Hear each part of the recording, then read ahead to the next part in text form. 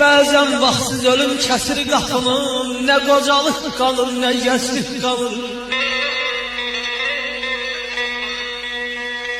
Dünyadan doymuşam deyən kəs hanı, hər insan qəlbində min arzu yanır. Düşün kainatın min sirrini sən,